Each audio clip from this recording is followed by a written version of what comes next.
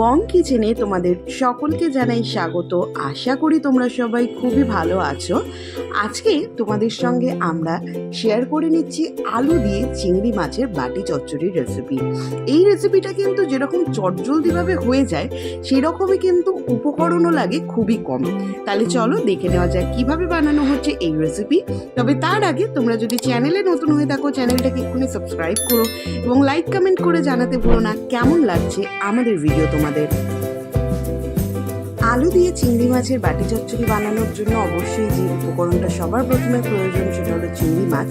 তো এখানে কিন্তু আমরা 250 গ্রাম কুচো চিংড়ি নিয়ে নিয়েছি, মানে একটু ছোট সাইজের যে চিংড়ি মাছটা আছে সেটাকে কিন্তু আমরা ভালো করে ধুয়ে পরিষ্কার করে নিয়েছি। এবং এই রেসিপিটার সব থেকে বড় একটা সহজ উপায় হচ্ছে এটাই, যে কড়াইতে রান্না করা হবে সেই কড়াইয়ের মধ্যেই কিন্তু একসঙ্গে সব কিছু মিশিয়েই এই রেসিপিটা বানানো যায়। চিংড়ি মাছটা আমরা কড়াইতে দিয়ে দিয়েছি। এরপরে আমাদের যে উপকরণগুলো লাগবে সেটা হলো, এখানে আমরা আলু ঝিরিঝিরি করে কেটে নিয়েছি, পেঁয়াজ ঝিরিঝিরি করে কাটা আছে, টমেটো এবং লাগছে ঝালের জন্য কাঁচা লঙ্কা, আদা এবং রসুন বাটা, তার মধ্যে কিন্তু একটু কাঁচা লঙ্কাও দেওয়া ছিল, আর লাস্টে লাগবে ধনেপাতা। তো এখানে কিন্তু আমরা সবার প্রথমে আলুটাকে দিয়ে দিলাম। যেহেতু এটা বাটি চচ্চড়ি তাই আমরা কিন্তু আলুটাকে এরকম লম্বা লম্বা সরু করে কেটে নিয়েছি। এরপরে এর মধ্যে আমরা দিয়ে দেব পেঁয়াজ কুচি,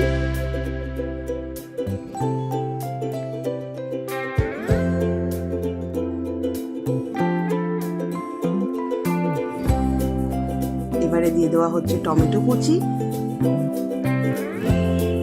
এবং কাঁচা লঙ্কা কুচি।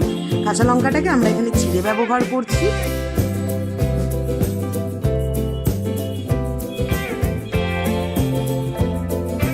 এরপর ধনেপাতা আমরা একটু দিয়ে দিলাম।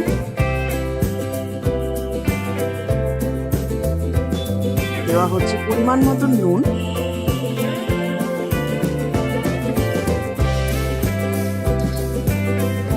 এবং সামান্য পরিমাণে একটু চিনি,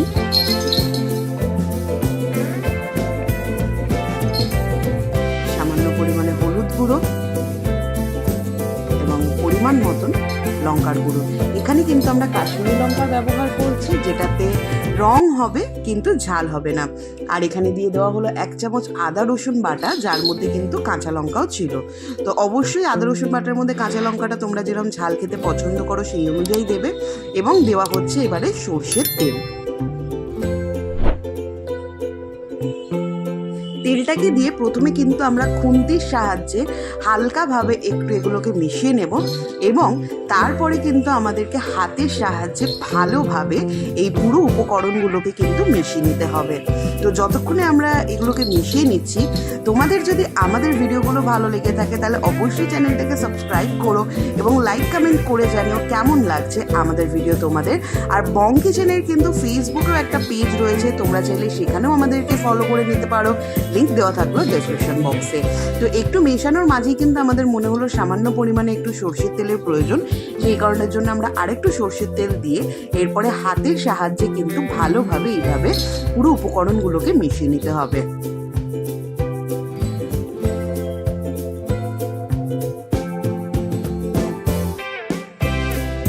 এর মধ্যে কিন্তু আর অন্য কোনো রকমের মশলা কিন্তু আমরা ব্যবহার করছি না।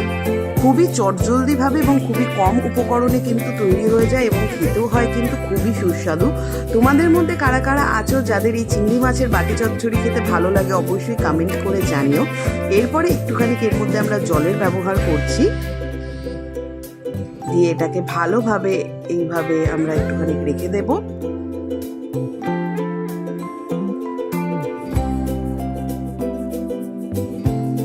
এরপরে আমরা গ্যাসের ফ্লেমটা অন করে নেব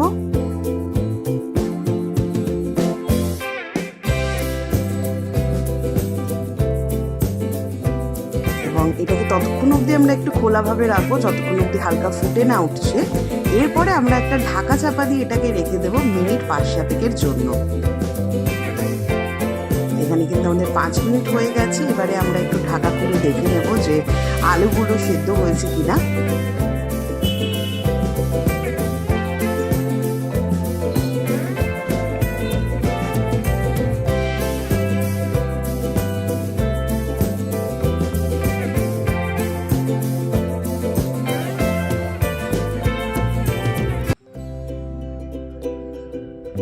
আমাদের এখানে কিন্তু আরেকটু আলুগুলো সিদ্ধ হওয়া বাকি, যার জন্য আমরা এটাকে আরও 5 মিনিটের জন্য ঢাকা দিয়ে দেবো। তো এটা তোমাদেরকে ততক্ষণ অবধি রান্না করতে হবে যতক্ষণ অবধি সব কিছু সিদ্ধ না হয়ে উঠছে।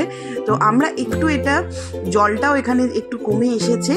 এবারে কিন্তু আশা করি দেখে বোঝাই যাচ্ছে যে সব কিছু কিন্তু বেশ ভালোভাবে কিন্তু মিশে গেছে এবং আমাদের এই বাটি চচ্চড়ি কিন্তু তৈরি হয়ে গেছে। একদমই গরম গরম ভাত এবং রুটির সাথে কিন্তু বেশ ভালো লাগে খেতে এই রেসিপিটা। নাবানোর আগে ওপর থেকে হালকা একটু সর্ষের তেল এবং ধনে পাতা আমরা ছড়িয়ে নেব, তাতে কিন্তু ফ্লেভার, ঝাঁঝ, স্বাদে কিন্তু লাগে অসাধারণ। অবশ্যই একবার তোমরা এরকমভাবে বাড়িতে বানাও, আশা করি তোমাদের খুবই ভালো লেগে থাকবে। তৈরি হয়ে গেছে আমাদের আজকের রেসিপি। আশা করি দেখে বুঝতেই পারলে কতটা চটজলদিভাবে কিন্তু বানিয়ে নেওয়া হলো। তোমাদের যদি ভিডিওটা ভালো লেগে থাকে তাহলে অবশ্যই চ্যানেলটাকে সাবস্ক্রাইব না করে কিন্তু যাওয়া চলবে না, কারণ সুস্বাদু খাওয়া মানেই কিন্তু মন বলে আহা, আর তার জন্যই কিন্তু বং কিচেনকে সাবস্ক্রাইব করে নেওয়া চাই। তোমাদের সঙ্গে আবার দেখা হচ্ছে অন্য কোনো ভিডিওতে, অন্য কোনো সময়। ভালো থেকো।